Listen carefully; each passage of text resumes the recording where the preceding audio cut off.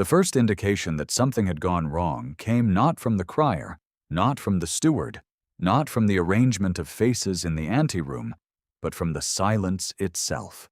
Miss Cecily Vane had been standing at the far edge of the Carverstone ballroom for perhaps 7 minutes, holding a cup of punch she had not tasted, when the silence fell. It was the particular silence of a room that has collectively remembered something, and has chosen, in the same breath, to remain still. She felt it before she understood it, the way one feels a change in weather before the clouds announce themselves. Then every head in the room turned, and every head was turned toward her. She did not know, in that moment, that it was the silk. The silk was Dorinda Ashwell's, the woman who should have been standing precisely where Cecily stood, in precisely the shade of deep Prussian blue that the Carverstone family had commissioned for the occasion. Cecily wore it because Dorinda had thrust it upon her in the upstairs corridor 40 minutes ago, laughing, saying she found the color dreadful against her complexion, and that Cecily was plain enough that it could only help her. The logic had been unkind, but the gown was warm, and Cecily, who was governess to the 3 youngest Ashwell children and had been issued no formal gown of her own, had accepted it without the armor of dignity she could not quite summon at that hour. What she did not know was that the Carverstone house party had been circling for weeks around the arrival of the new Countess of Aldenmere, expected this night from the coast, expected to present herself to the Dowager Countess Aldenmere in precisely this shade of Prussian blue, as had been arranged by correspondence. And she, standing alone at the room's edge in that particular silk, in a room whose inhabitants had been waiting, had been taken, by every soul present, for exactly that woman. The Dowager Countess herself rose from her chair. She was not a woman who rose for anyone casually. Lady Miriam, Dowager Countess of Aldenmere, had spent 40 years learning the precise calibration of her own movements, and each one carried the weight of that study. She rose with a slow and formal grace, and crossed the room toward Cecily with an entourage of 3, her fan folded, her expression composed into something that was almost welcome, and Cecily, who had been about to set down her punch and find a corner in which to disappear, felt the whole of her body go very still. "My lady," said the Dowager Countess, and she inclined her head. Cecily did not correct her. She would spend a great many hours afterward examining why she did not. The simplest explanation was panic. That the word struck her before thought did. That her mouth had simply refused the correction, while her mind scrambled to produce it. There was something deeper than panic in that silence. There was, if she were honest, a moment of something like curiosity. The room had decided she was someone. The room had decided she was worth rising for. And she stood inside that verdict for 3 seconds before she could have said a word, and by the time the 3 seconds had passed, the moment for easy correction had already closed itself behind her. She gave a small, careful inclination of her own head. If you have ever wondered what it costs a woman to inhabit a single wrong silence, stay with this story. The answer is everything, and then something else entirely. The Dowager Countess's name was Lady Miriam Brecon, and she had presided over the Aldenmere title's social fortunes through the tenure of 3 earls, which meant she had presided over the humbling of approximately 100 young women who had been deemed insufficient, and the elevation of perhaps 6 who had not.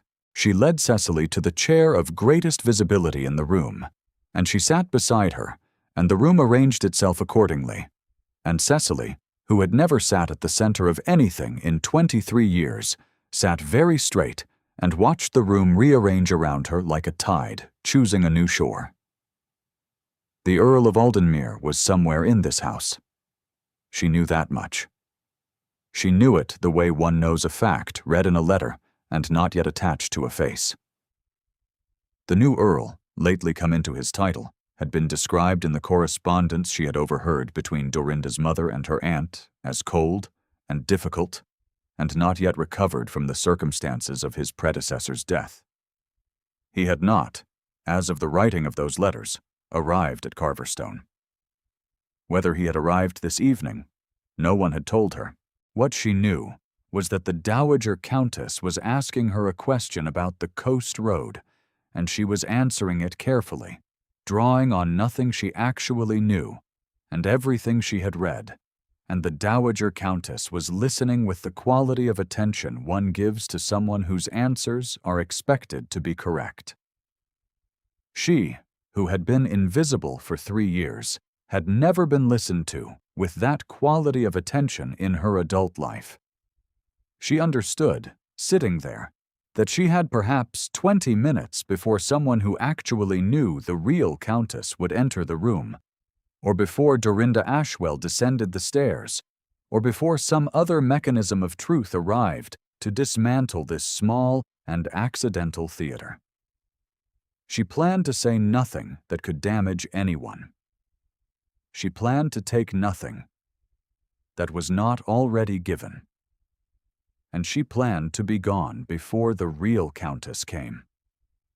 She was wrong about all three. Cecily had been in service to the Ashwell family for 3 years, 4 months, and 11 days by the time of the Carverstone house party.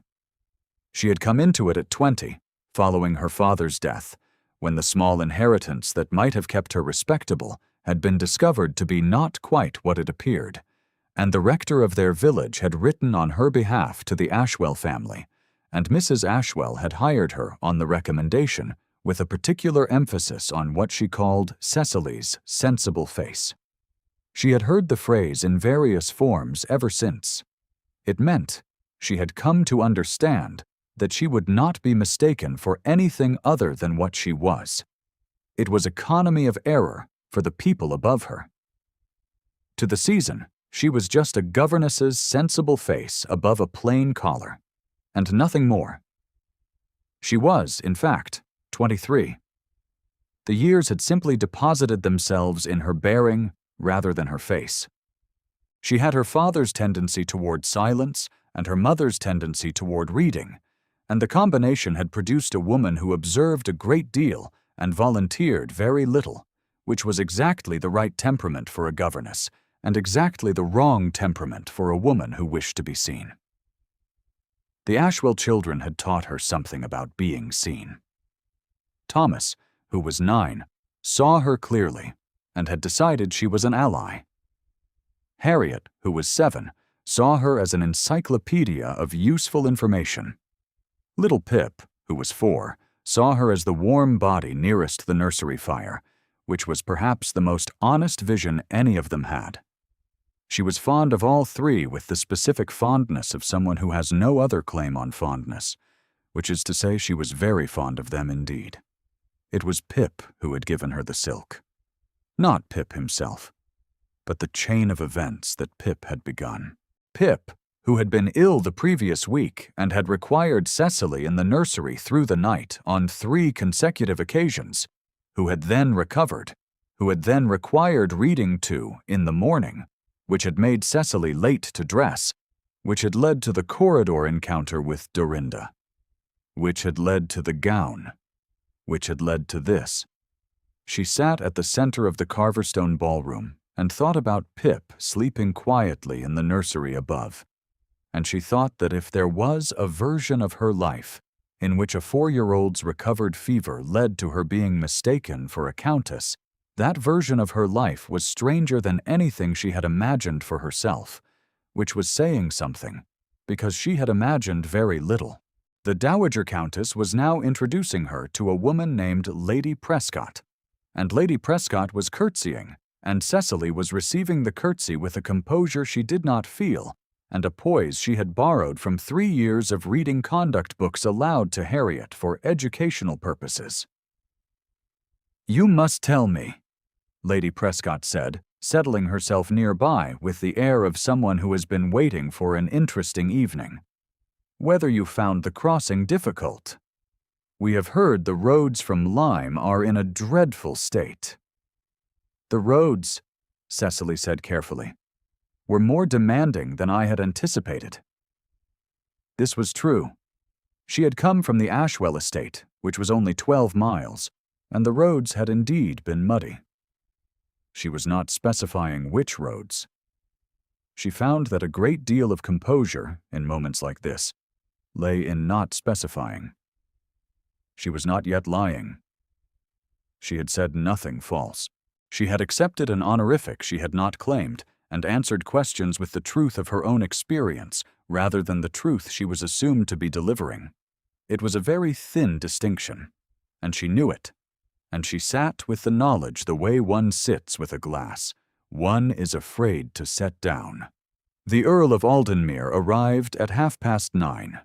She did not see him enter, because she was facing the other direction, engaged in a description of the weather on the coast road that had grown considerably more elaborate than she had intended it to be, but she felt the room change around her in the specific way.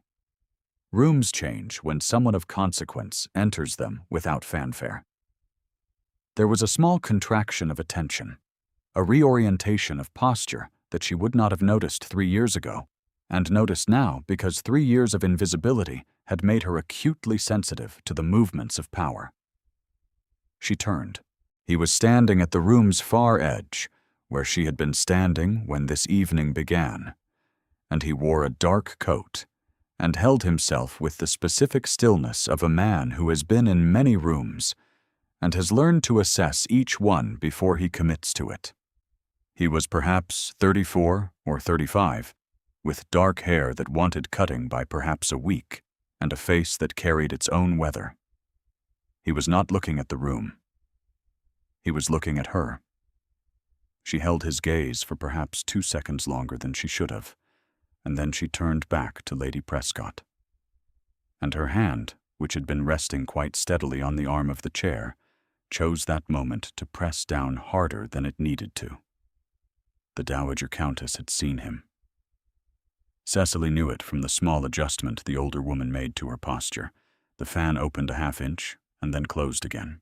"Aldenmere has arrived," Lady Prescott said, with the tone of a woman confirming what everyone already knew. "He does not look well." "He has had a difficult season," the Dowager Countess said, and her voice carried in it the particular quality of a woman delivering a line she has prepared. "He never looks well," said a third voice. And Cecily did not look to find its source. But she felt it was someone young and near. And the small bright cruelty in it was the cruelty of the comfortable. Across the room, the Earl of Aldenmere had begun to move. He did not move toward the Dowager Countess, which was the expected direction. He moved toward the footman nearest the east wall, spoke a few words, received a brief answer, and then was still again. His face, at this distance, told her nothing. Yet his stillness told her something. He was a man who thought before he moved, and he was thinking now. About what? She could not have said. She turned her attention back to the conversation at hand, and she smiled at something Lady Prescott said, and she thought, very clearly, that she must leave this room before he speaks to me. She did not manage it. He waited until Lady Prescott had drifted toward the card tables and the Dowager Countess had been claimed by an elderly gentleman who wished to discuss a property matter, and then he crossed the room in the deliberate manner of someone who has made a decision and will not be deflected from it, and he stood before her, and he said quietly, "Will you walk with me?" It was not a question. She stood. She went. She told herself she went because the room was watching, and to refuse him was to create a scene, and creating a scene was the last thing she intended to do this evening, and both of these things were true. But there was a third thing she did not say to herself, which was that she wanted to know what he intended. They moved to the terrace. The night was cold, genuinely cold, and the air carried the smell of autumn leaves and stone. She had left her shawl inside, and she would not ask to go back for it. He stood at the stone railing and looked at the garden below, which was dark, and he said nothing for long enough that she understood the silence was deliberate. "You are not her," he said finally.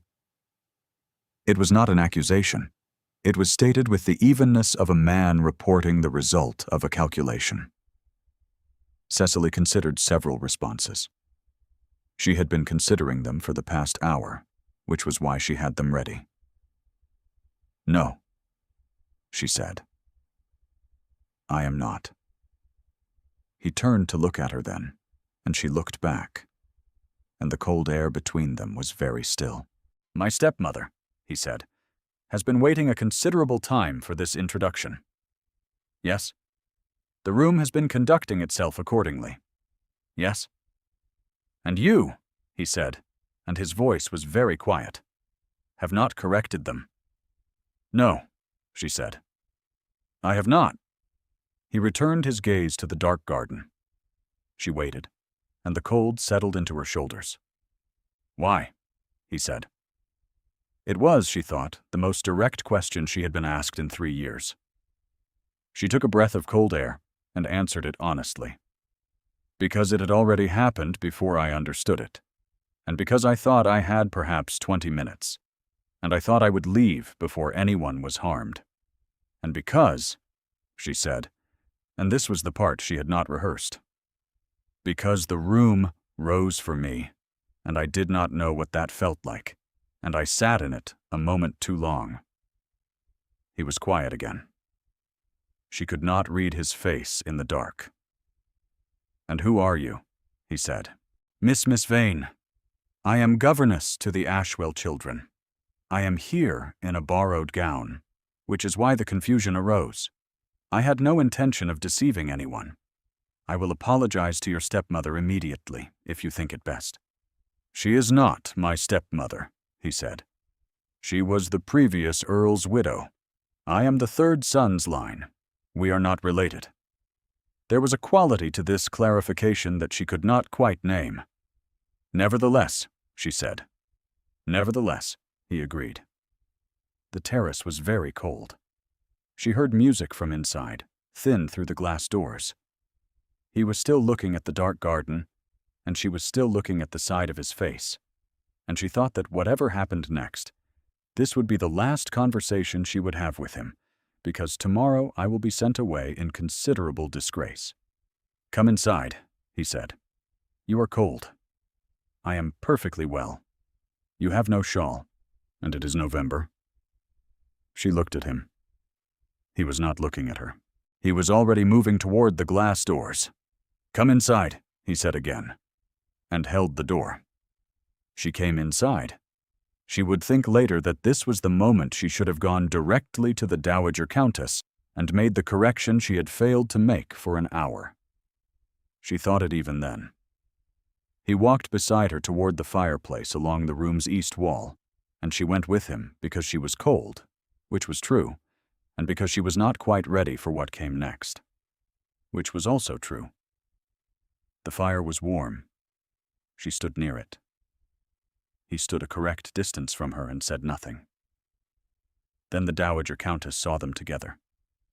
The room's attention rearranged itself again. Cecily felt it like a change in the air. She watched the Dowager Countess approach, the measured pace of a woman who has rehearsed her expressions. And she thought that now was the moment. "I see you have found each other," the Dowager Countess said. She said it with a particular warmth, and Cecily understood that the warmth was not for her specifically, but for the picture they must make, standing together at the east wall fire, the new Earl and the expected Countess, which was the picture the room had been assembling all evening. She opened her mouth to speak. He spoke first. "Lady Miriam," he said, "Miss Vane has been kind enough to keep you company this evening, while the road from Lyme has held up your intended guest." He said it levelly, simply, with the clarity of a man who is stating what has happened, rather than what anyone has assumed. I am told there has been some confusion. Miss Vane is governess to the Ashwell children, and is here in that capacity. It was, Cecily thought, the most precise possible correction. It named everything and excused nothing, and somehow, in the naming, made the room's error the room's own, rather than her fault. Though she was aware that this was a generosity she had not earned, the Dowager Countess looked at her. The look lasted perhaps 3 seconds. Cecily met it. "A governess," said Lady Miriam Brecon. There was, in the way she said it, the full weight of an assessment delivered and found wanting. It was not a new weight. Cecily had felt it before. She bore it with the practice of someone who has borne it many times. "Yes," Cecily said. "I apologize for the misunderstanding. I should have corrected it sooner." "You should have," said the Dowager Countess. She turned to Aldenmere. "Nicholas." "Lady Miriam," he said, and his voice was perfectly even. The Dowager Countess withdrew. Not hastily, for she was not a woman who did anything hastily, but with the deliberate rearrangement of a woman who has decided to let something lie because to pursue it in public was to make herself the object of observation.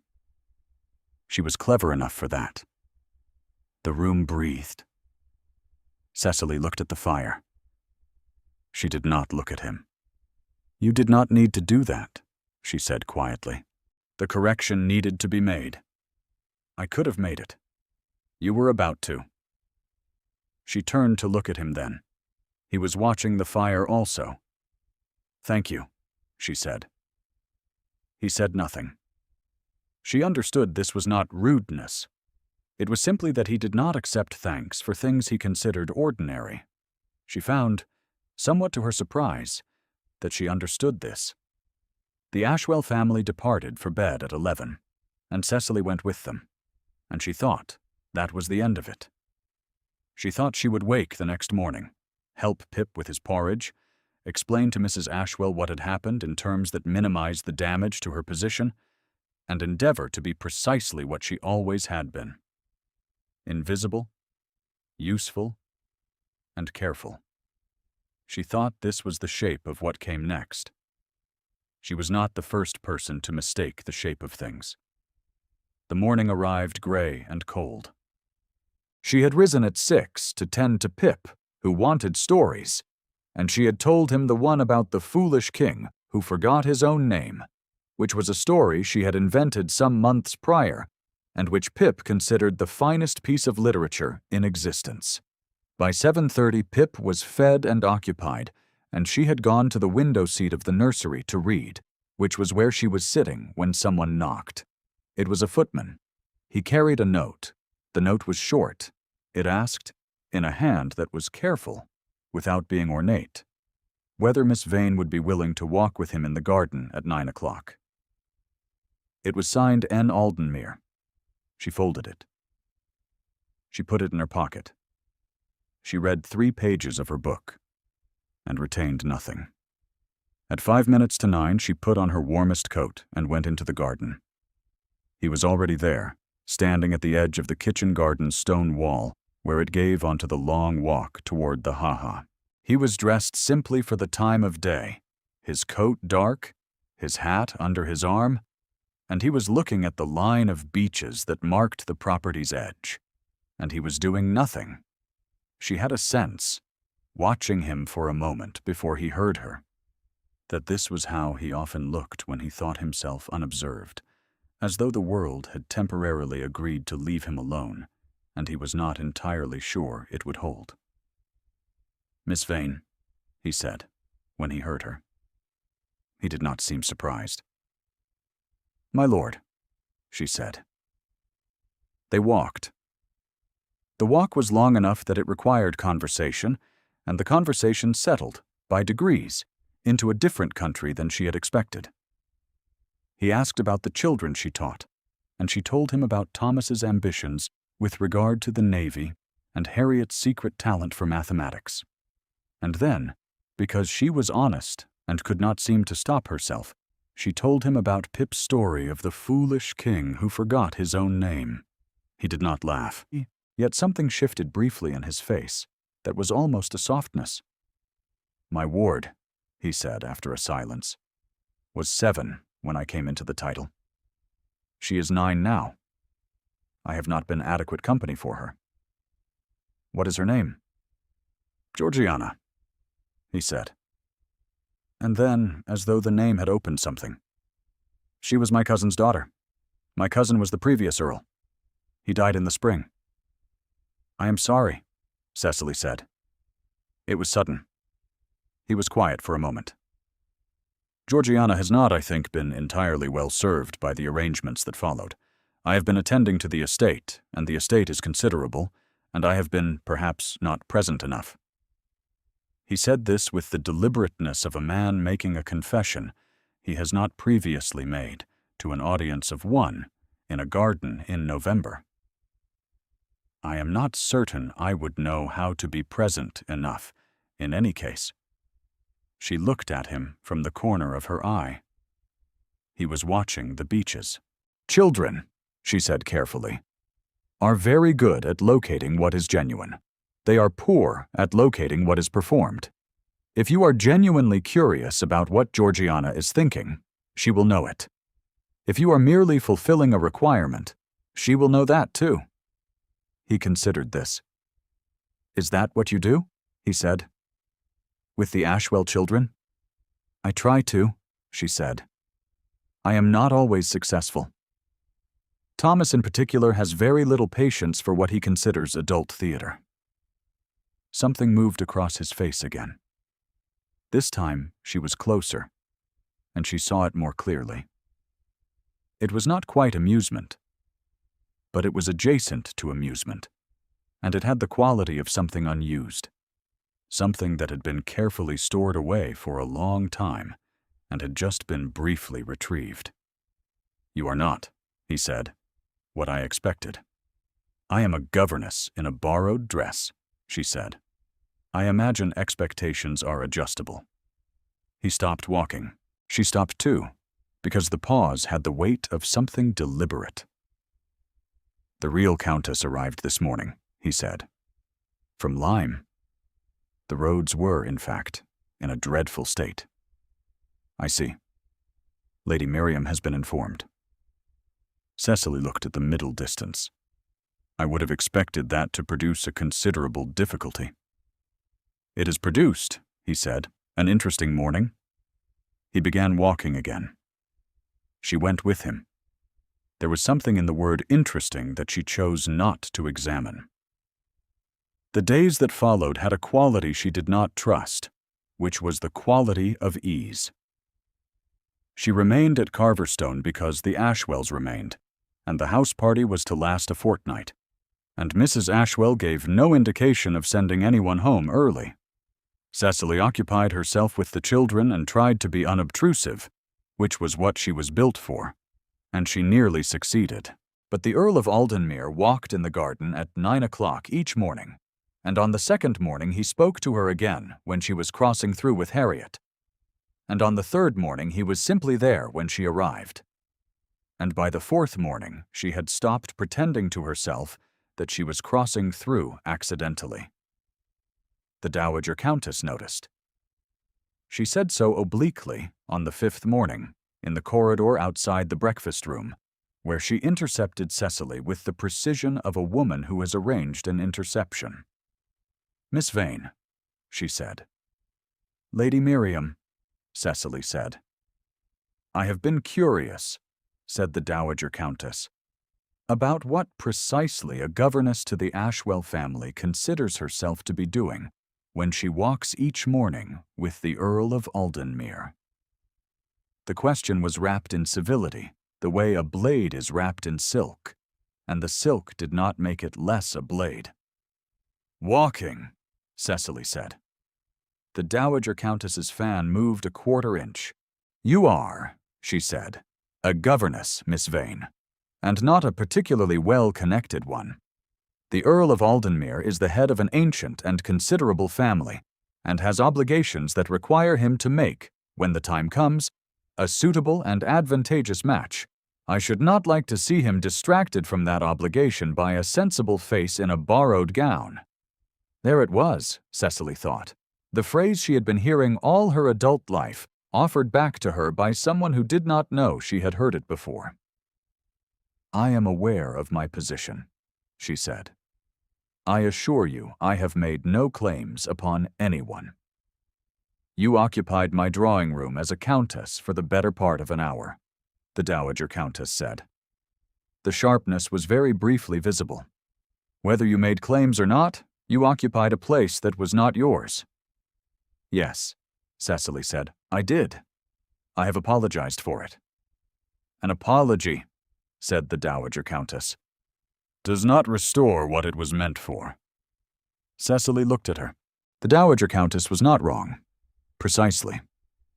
She was only missing the fact that Cecily knew she was right, and that knowing one is right, and being correct about the situation in front of you, are two different things. No, Cecily said. It does not. Good morning, Lady Miriam. She went back to the children. She told herself that afternoon that the Dowager Countess was correct. She told herself this carefully and completely. Nicholas Aldenmere was the head of an ancient family with a ward to settle and an estate to manage, and a stepmother-in-law who had been conducting his social negotiations for 20 years and who would continue to do so until he made the match she considered appropriate. He was a man whose life had a shape already determined by forces that had nothing to do with a governess he had spoken to in a garden for several mornings in November. She was not a fool. She had never been a fool. She put the mornings in the garden aside and concentrated on Harriet's sums and Thomas's penmanship and the story of the foolish king, and she was very calm about it. She was still being very calm about it when he appeared at the nursery door. She did not hear him come. She was sitting on the low chair near the window, Pip in her lap, Harriet at the table with her sums, Thomas sulking behind a geographic treatise. The door opened and she looked up, and he was standing in the doorway. He looked at the room. His face made a small, involuntary accounting. Pip looked up at him with the frank assessment of a 4-year-old. Are you the one that makes Cecily quiet? He asked. Harriet looked up from her sums with wide, interested eyes. Thomas appeared above the geographic treatise. Cecily felt her face go very warm. I beg your pardon, she said to him. He says whatever he is thinking. So I see, said Aldenmere. He looked at Pip with an expression she had not yet seen on his face, which was the expression of a man who has not been in the vicinity of a 4-year-old in some time and is remembering what it is like. I am not certain I make anyone quiet, he said to Pip directly. Pip considered this with great seriousness. Cecily was reading to me, Pip said, and then she stopped and looked out the window and didn't say anything for a long time. She does that now.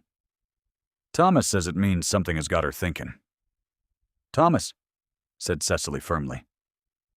Thomas was not visibly sorry. Aldenmere stepped into the room. He looked at the book on her lap. The Foolish King? He said. It's her own story, Harriet supplied. She made it up.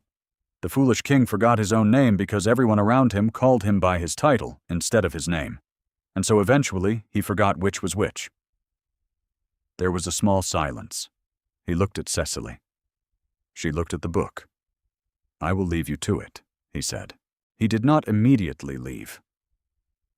He stood for a moment in the door of the nursery looking at the 4 of them. And his face did the thing it sometimes did, which was to briefly show something that was usually not visible. And then he was gone. Pip watched the empty doorway. He has a sad face, he said. He has had a difficult year, Cecily said. The king had a difficult year too, Pip said with considerable satisfaction, and settled back into her lap. Thomas set down the geographic treatise. Does it end well for the king? he asked. He was asking she understood about something else. It ends exactly as well as it ought to, she said, and turned the page. She should have known, perhaps, that the Carverstone house party had its own machinery, and that machinery would not remain quiescent while she occupied herself with the nursery. She should have known because she had been in service for 3 years, and she was not unobservant. She had been focused on what was in front of her, which was a sensible habit, and what was in front of her had been entirely wholesome. And so she was somewhat unprepared for the drawing room after dinner on the 11th night. The real Countess of Aldenmere had arrived, been introduced, and departed again in the first 2 days of the fortnight. She had been a pleasant, round-faced woman from Somerset, who had given no indication she had heard anything peculiar about her introduction, and had made no reference to any silk. She was not the difficulty. The difficulty was the young woman the Dowager Countess had been preparing for an altogether different purpose, and whose name was Miss Arabella Frome. Miss Frome was 20 and beautiful, in the way that rooms were arranged to display, and the Dowager Countess had placed her with the precision of a woman who knew how to dress a room. She was at the piano that evening, playing with real accomplishment, and the room arranged itself around her playing. And Cecily sat at the far edge with the Ashwell ladies, and was precisely as invisible as she ought to have been, which was quite invisible indeed. She watched him. She could not seem to stop watching him. He was standing near the fireplace, not listening to the music, which she could tell because his gaze was directed at the fire rather than the piano, and his jaw had the quality of a man who is somewhere else in his head. The Dowager Countess moved to his side. Cecily watched the short exchange. She could not hear the words, but she could read the gesture. The Dowager Countess's head inclining toward the piano, the slight emphasis of her fan, the invitation that was wrapped in the language of the obvious. Miss Frome was beautiful and accomplished, and the Dowager Countess had been working toward this particular suggestion for the better part of the fortnight. He looked at the piano. He looked at the fire. He said something brief, and the Dowager Countess's fan closed. He left the room. Cecily was watching the door through which he had gone, when Mrs. Ashwell, who had noticed her watching, said in her comfortable voice, "Poor dear, he does not seem at ease, does he?" "No," Cecily said. "These old houses," Mrs. Ashwell said with the vagueness of the very comfortable, "are full of expectations." Cecily agreed, and the evening went on, and she did not look at the door again. She found him in the library at 9:30. She had not intended to. She had gone to find a different book, which was a perfectly reasonable thing to do. And the Carverstone library was on the 2nd floor, and she had not known he was there. She opened the door, and he was standing at the south shelves with a volume open in his hands, and she started, and the door handle rattled under her palm. He looked up. "Miss Vane," he said. "I beg your pardon," she said. "I did not know you were here. I will go." "You may use the library," he said. "Thank you," she said, and did not move. He did not return to his book. He looked at her with the particular quality of attention she had noticed on the first evening, and which she had spent 11 days trying to decide the meaning of. "I spoke to Georgiana today," he said. "By letter. I told her about a story a governess I know invented, about a king who forgot his own name. She asked for the rest of it." Cecily stood very still. "She asked to know how it ends," he said. He set the book down on the shelf, carefully, with the attention of a man doing something deliberate. "I found I could not tell her, because I did not know." "The king," Cecily said, and her voice was steady. remembered his name because someone who knew him called him by it. Not his title, not what the court called him, the name he had before he was given a function. He was very still. "And what?" he said quietly. "Was the name?" "In the story," she said. "It is whatever name the listener needs it to be." She was not certain after who moved first. She was not certain, in the candlelight, whether it was her hand or his that reached, or whether they both reached together, or whether what happened was simply that the distance between them, which had been calibrated and careful for 11 days, was no longer quite what either of them had maintained. His fingers closed on her hand, and she felt the warmth of it travel up her arm before she had thought to be surprised. And she looked at his face, which was very close, and found in it the same thing she had felt in herself for 11 days without permitting herself to name it. "Cecily," he said. Her name in his voice was entirely different from her name in anyone else's. She did not have a satisfactory reason for this. It was simply true. "You should know," she said carefully, with what remained of her composure, "that I have no fortune, no family of consequence, no useful connections, and I was mistaken for a countess in a borrowed gown. I am a governess. That is what I am." "I know what you are," he said. "Lady Miriam will have a great deal to say. She usually does. Your ward will require careful handling." "She has," he said, and there was something in his voice she had not expected, which was the quality of a man who is both certain and not quite steady. Expressed in her letter, a wish to hear the story from its author. "I told her I would make inquiries." She looked at him. He looked at her. The candle on the library table made the light between them warm and very small. She thought about the room on the first evening, rising for her, and how she had sat inside that accident for 3 seconds. She had not known then what sitting inside an unearned thing would cost, or what it would come to. She knew better now. She knew, also, that what was in his face had not been manufactured in 11 days. It had been there on the terrace in the cold when he had said, "You are not her," in a voice with no judgment in it, and in the garden walk where he had told her about Georgiana without intending to, and in the nursery doorway where he had looked at the 4 of them, and briefly shown what he usually kept covered. It had been there before he had intended it. It had been there before she had seen it. It was not borrowed, and it was not accidental. She turned her hand in his. He held it. "I would like very much," she said, "to tell Georgiana the rest of the story."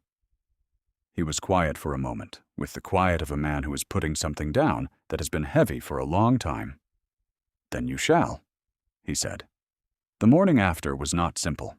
She had known it would not be, and she met it with the composure of someone who has spent 3 years accumulating composure against exactly this kind of hour. She went to breakfast with the children. She took Pip to the garden. She was, externally, entirely as she always was. The Dowager Countess came to the nursery at 10. She did not knock loudly. She was too skilled for that. She knocked with the precision of a woman who is making a formal call. And when Cecily opened the door, she looked at her with an expression that was the controlled surface over something considerably less controlled. "I think," she said, "that there is a conversation we should have." "Yes," Cecily said. "I think so too." They went to the small sitting room at the end of the corridor. Cecily sat. The Dowager Countess sat across from her. The window beside them was gray with November light. "He told me this morning," said the Dowager Countess, "that he intends to offer for you." "He did not tell me this morning," Cecily said. "He did not use the word intend." "No," the Dowager Countess said. "He would not." She looked at Cecily with the full weight of 40 years of social calculation. You are quite intelligent enough to know what is about to be asked of you. And you are quite intelligent enough to know what I am about to say. That I am unsuitable, Cecily said. That I have nothing to recommend me. That the match is impractical and possibly damaging. That there are better candidates available. That he has obligations that supersede preference. She said it without heat. I know all of that, Lady Miriam. I have said it to myself each of the last 11 days. The Dowager Countess was quiet. And yet, she said. And yet? Cecily agreed. The older woman looked at her for a long time. Cecily sat with it. You are a sensible woman, the Dowager Countess said finally. It was not praise, but it was not the weapon it had been the last time. I have been told so frequently, Cecily said. Something shifted in the Dowager Countess's face. It was not warmth, precisely. It was the movement of a woman recognizing something she had not expected to recognize. He has been alone, she said, for a very long time, since before the title. The previous Earl was ill for 2 years, and Nicholas managed the estate through it, and there was no one to notice that it was costing him. I did not notice. She said this last sentence with the precision of someone stating something they have recently decided to state, at cost. He is not cold. He is simply very careful about what he shows, and he has been careful for long enough that most people read caution as coldness. You, apparently, did not. Cecily said nothing. He showed Georgiana a letter this morning, the Dowager Countess said, about a foolish king. She laughed for the first time since the spring. She looked at her hands. I did not know a governess in a borrowed gown would be the thing to do that. Neither did I, Cecily said. The older woman stood. She did not smile. Yet she looked at Cecily with something that was, if not approval, then at least recognition, and she said that he would want to speak with you before noon. Yes, Cecily said. Try not to be sensible about it for the next 10 minutes, the Dowager Countess said. And then, with the composure of a woman who has said something she will not acknowledge having said, she was gone.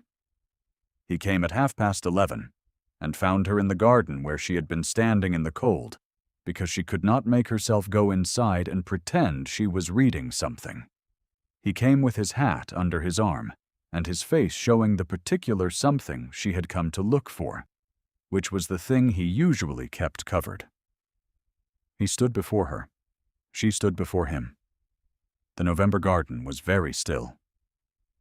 I have spoken to Lady Miriam, he said. She told me. She told me also, he said, that you said you would think about it.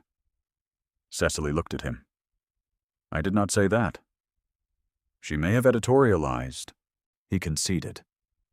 He was looking at her with the full quality of his attention, which was a considerable thing to look at. She thought about the room on the first evening, rising, and how she had not corrected it. She had not corrected it because the room had risen, and she had not known what that felt like, and she had sat in it 3 seconds too long. She thought about uncorrected errors, is that they have their own momentum. They go where they go. They lead where they lead.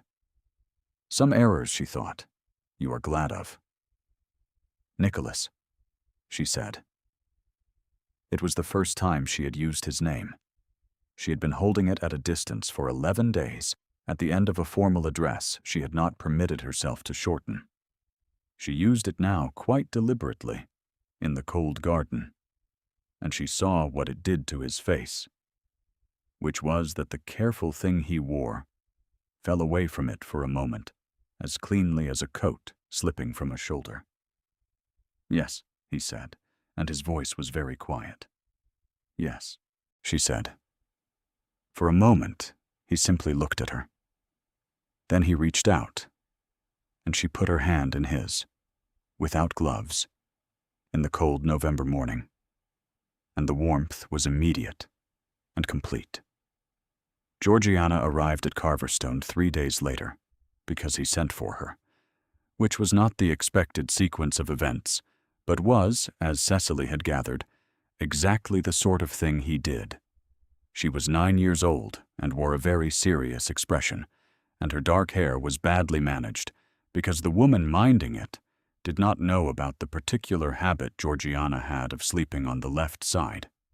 She looked at Cecily for a long moment when they were introduced in the library. "Are you the one who wrote the King's story?" she said. "I am," Cecily said. "He forgot his name," Georgiana said, "because no one called him by it." "Yes." "And someone called him by it," Georgiana said, "and he remembered." "Yes." "Did it hurt?" Georgiana said. "Remembering?" Cecily looked at her carefully. She thought about what 3 years of invisibility felt like when something interrupted it, whether the interruption was welcome or unwelcome, or both at once. "A little," she said. "At first, and then not." Georgiana thought about this with the thoroughness of a 9-year-old assessing important information. "All right," she said, and went to find Thomas. The announcement was made quietly in the Carverstone drawing room on the last evening of the house party. He stated it simply, in the way he stated everything. He was engaged to be married to Miss Cecily Vane, governess to the Ashwell family, and that he was very glad of it. The Dowager Countess was present. Miss Frome was present. The room was present. If you are wondering what the room did, the answer is that it made the particular sound of a room that has been given something it did not expect, and is deciding whether it minds. There was a moment of silence, and in the silence the Dowager Countess was very still, and Miss Frome looked at her hands, and Mrs. Ashwell, who was seated just behind Cecily, put a warm hand briefly on her shoulder. Then the room adjusted, as rooms do, and the sound of conversation resumed. And someone at the card table made an observation about the quality of the port, and the evening went forward. He was standing beside her. She was standing very straight in the drawing room that had first risen for her by mistake, holding a cup of punch she had not tasted, in a gown that was her own, and that was plain, and that fit perfectly. "Well," she said. "Well," he agreed. She did not correct the room that night either. This time, she had nothing to correct. There is a small portrait in the morning room at Aldenmere. It is not large or finely executed. It shows a woman in a chair beside a window, holding an open book, looking at something out of frame with an expression that is difficult to name, not quite a smile and not quite gravity, something between. At her feet, a small boy is asleep on the hearthrug, a dog curled at his side. On the shelf behind her, positioned to catch the morning light, sits a small ivory figure, a king on a throne, his face painted in the naive style of a child's work. Georgiana made it, the winter before her come-out, and gave it without ceremony. She said she had found the right-sized piece of ivory, and had known what it was for. The woman in the portrait does not look like someone who has arrived somewhere she expected to be. She looks like someone who has arrived somewhere she did not see coming, and has decided, without any fuss, to make it entirely her own. The morning room faces east. It catches the first light. In the winter, when the frost is on the glass, the figure on the shelf glows. If this story moved you, take a moment to leave a thought in the comments, as your favorites often keep this channel going. And thank you, truly, for staying until the end. The first light, that morning, fell on both of them.